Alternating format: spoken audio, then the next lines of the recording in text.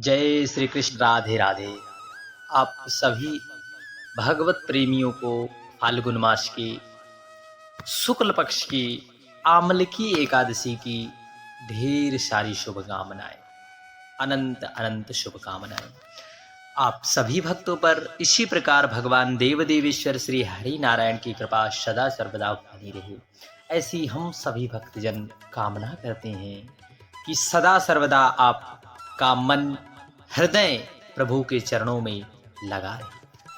आज हम सभी भक्तजन एकादशी के महत्व की कथा को, आमलकी एकादशी के महत्व की कथा को श्रवण करते हैं। इस कथा को सुनने से बड़े से बड़ा पाप दूर हो जाता है। बड़े से बड़े पाप कष्ट टलकर भस्म हो जाते हैं। इस एकादशी के महत्व की इतनी बड़ी चर्चा है। आइए पद्म पुराण के अनुसार कथा को श्रवण करते हैं।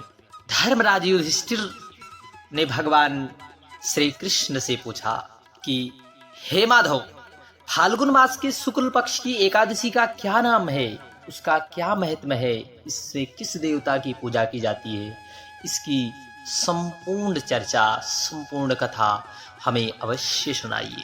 तब भगवान श्री कृष्ण बोले, महाभाग धर्मनंदन, सुनो, तुम्हें इस समय वह प्रसंग मैं सुनाने जा रहा हूं जिसे राजा मानधाता के पूछने पर महात्मा वशिष्ठ जी ने सुनाया था। फाल्गुन मास के शुक्ल पक्ष की एकादशी का नाम आमलकी एकादशी है।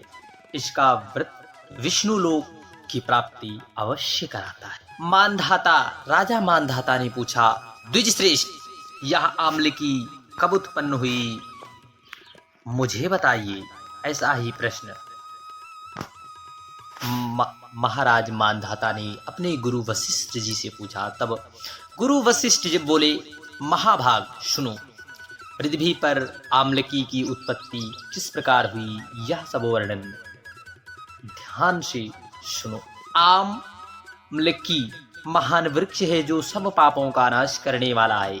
विष्णु जी के थूकने पर उनके मुख से चंद्रमा के समान कांतिमान एवं बिंदु प्रकट हुआ।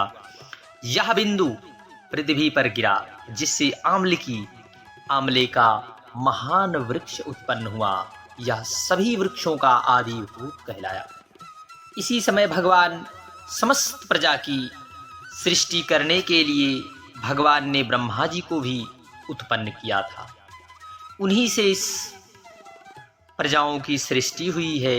देवता, दानव, गंधर्व, यक्ष, राक्षस, नाग तथा निर्मल अनंत कारण वाले महर्षियों को ब्रह्मा जी ने जन्म दिया।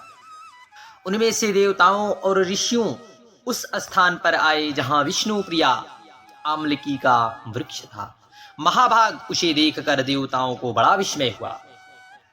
वे एक दूसरे पर दृष्टिपात करते हुए उत्कंठापूर्वक उस वृक्ष की ओर देखने और उसे खड़े खड़े सोचने लगे। पलाश, पाकर आदि वृक्ष तो पूर्व कल्प की ही भांति है, जो सब के सब हमारे परिचित है, किंतु यह वृक्ष हम नहीं जानते। उन्हें इस प्रकार चिंता करते देखकर आकाशवाणी हुई, महर्षियों, या सर्वप्रिय सर्वश्रेष्ठ आमलकी का वृक्ष है जो भगवान विष्णु प्रिय है। इसके स्मरण मात्र से ही गोदान का फल मिलता है। स्पर्श करने से 2 गुना और फल भक्षण करने से 3 गुना पुण्य मिलता है। इसलिए सदा सर्वदा प्रयत्न पूर्वक आमलकी की सेवा करना चाहिए। यह सब पापों को हरने वाला वैष्णव वृक्ष है। प्रिय भक्तजनों, आमले की वृक्ष की कितनी बड़ी महिमा पद्म पुराण में बताई गई है, आप अवश्य सुनना, क्योंकि शास्त्रों पुराणों में एकादशी के महत्व के व्रत में एकादशी के महत्व की कथा को सुनना ही शुभ माना गया है। इसके मूल में विष्णु और इसके ऊपर ब्रह्मा, स्कंद में परमेश्वर भगवान रुद्र, शाखाओं में मुनि, टहनियों में देवता, पत्तों में वसु, फलों में मरुदगण तथा फलों में समस्त प्रजा पतिवास करते हैं। आमलकी सर्वदेवमयी बताई गई है। अब विष्णु भक्त पुरुष के लिए परम पूज्य है। ऋषि बोले, हम लोग आपको क्या समझें, देवता या कोई और, हमें ठीक ठीक बताइए। तब आकाशवाणी हुई, जो संपूर्ण भूतों के कर्ता हैं, समस्त भुवनों के स्रष्टा हैं, जिन्हें विद्वान पुरुष भी कठिनता से देख पाते हैं, वही सनातन विष्णु मैं हूँ। देवाधिदेव भगवान विष्णु का कथन सुनकर उन ब्रह्म कुमार महर्षियों के नेत्र आश्चर्यचकित हो उठे। उन्हें बड़ा विस्मय हुआ। वे आदि ऋषि बोले, संपूर्ण भूतों के आत्मभूत आत्मा एवं परमात्मा को नमस्कार है। अपनी महिमा से कभी च्युत ना होने वाले अच्युत को नित्य प्रणाम है। अंतररहित परमेश्वर को बारंबार प्रणाम। मायापते आपको नमस्कार है। इस प्रकार ऋषियों ने भगवान श्री हरि नारायण की विभिन्न प्रकार से स्तुति कर उन्हें संतुष्ट किया और बोले, महर्षियों, तुम्हें कौन सा अभीष्ट वरदान दूं? ऋषि बोले, यदि आप संतुष्ट हैं तो हम लोगों के हित के लिए कोई ऐसा व्रत बतलाइए जो स्वर्ग और मोक्ष को फल देने वाला हो। तब भगवान श्री हरि विष्णु बोले, महर्षि, फाल्गुन मास में शुक्ल पक्ष में यदि पुण्य नक्षत्र से युक्त द्वादशी हो तो वह पुण्य महान पुण्य देने वाली, बड़े बड़े पापों का नाश करने वाली द्विजवरों, उनमें जो विशेष कर्तव्य है उसे सुनो। आम्ल की एकादशी में आंवले के वृक्ष के पास जाकर वहां रात्रि भर जागरण करना चाहिए।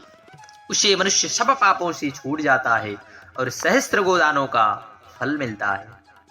विप्रगण, यह व्रतों में उत्तम व्रत है जिसे मैंने तुम लोगों को बताया है। ऋषि बोले, भगवान, इस व्रत की विधि भी बतलाइए। यह कैसे पूर्ण होता है? इसे देवता नमस्कार और मंत्र कौन से हैं? उस समय स्नान और दान कैसे किया जाता है? पूजन की कौन सी विधि है? उसके लिए कौन सा मंत्र है? इन सब की संपूर्ण जानकारी हमें भगवान अवश्य दीजिए। तब भगवान श्री हरि बोले, द्विजवरों, इस व्रत की जो उत्तम विधि है उसको श्रवण करो। एकादशी को प्रातःकाल दंत धावन करके यह संकल्प करें, हे पुंडरीकाक्ष, हे अच्युत, मैं एकादशी को निराहार रहकर दूसरे दिन भोजन करूंगा। आप मुझे शरण में रखें। ऐसा नियम लेते बाद पतित, चोर, पाखंडी, दुरात्मा, मर्यादा भंग वाले तथा गुरु पत्नीगामी मनुष्यों से वार्तालाप न करें। अपने मन को वश में रखते हुए नदी में, पोखर में, कुएं पर अथवा घर में ही स्नान करें। स्नान के पहले शरीर में मिट्टी लगावें। मृत्तिका लगाने का मंत्र है, अश्वक्रांते रक्तक्रांते विष्णुक्रांते वसुंधरे मृत्तिके हर में पापम जन्मों कोट्या समर्जितम। वसुंधरे, तुम्हारे ऊपर वृक्ष है और रथ चला करते हैं, अथवा वामन अवतार के समय भगवान विष्णु ने भी तुम्हें अपने पैरों से नापा है। मृत्तिका के मैंने करोड़ों जन्मों में जो पाप किए हैं, मेरे सब पापों को हर लो। जल की अधिष्ठात्री देवी मात, तुम संपूर्ण भूतों के लिए जीवन हो। वही जीवन हो जो स्वेदज उद्भिज जाति के जीवों का भी रक्षक है। तुम रसों की स्वामिनी हो, तुम्हें नमस्कार है। आज मैं संपूर्ण तीर्थों, कुंडों, झरनों, नदियों और देव संबंधित सरोवर में स्नान कर चुका हूँ। मेरा यह स्नान उक्त सभी स्नानों का फल देने वाला। विद्वान पुरुष को चाहिए कि वह परशुराम जी की सोने की मूर्ति बनवावे। प्रतिमा अपनी शक्ति और धन के अनुसार 1 या आधे माह से स्वर्ण की होनी चाहिए। स्नान के पश्चात घर जाकर पूजा और हवन करें। इसके बाद सब प्रकार की सामग्री आंवले के वृक्ष के पास जाएं। वहां वृक्ष के चारों ओर जमीन को झाड़ बुहार लीप पोत कर शुद्ध करें। शुद्ध की हुई भूमि में मंत्र पाठ पूर्वक जल से भरे हुए नवीन कलश की स्थापना करें। कलश में पंचरत्न और दिव्य गंध आदि छोड़ दें। श्वेत चंदन से उसको चर्चित करें। कंठ में फूलों की माला पहनाएं। सब प्रकार के धूप की सुगंध फैलावें। जलते हुए दीपक की श्रेणी सजा कर रखें। तात्पर्य यह है कि सब और सुंदर एवं मनोहर दृश्य उपस्थित करें। पूजा के लिए नवीन छाता जो यथाशक्ति हो उसे द्विज को अवश्य दान करें। फिर उस स्वर्णमय परशुराम जी को स्थापित करें की स्थापना करें। विशोकाय नमः कहकर विभिन्न प्रकार के मंत्रों का स्मरण करते हुए आप भगवान का पूजन करें और उन्हें नमस्कार करें। वशिष्ठ जी कहते हैं, महाराज इतना कहकर देवदेवेश्वर भगवान श्री हरि वहीं पर अंतर ध्यान हो गए। तत्पश्चात उन महर्षियों ने उस वक्त व्रत का पूजन पूर्ण रूप से पालन किया। नृपश्रेष्ठ, इसी प्रकार तुम्हें भी इस व्रत का अनुष्ठान करना चाहिए। भगवान श्री कृष्ण कहते हैं, युधिष्ठिर, समस्त दुर्धर व्रत मनुष्यों को सब पापों से मुक्त कराने वाला है। हरे कृष्ण राज।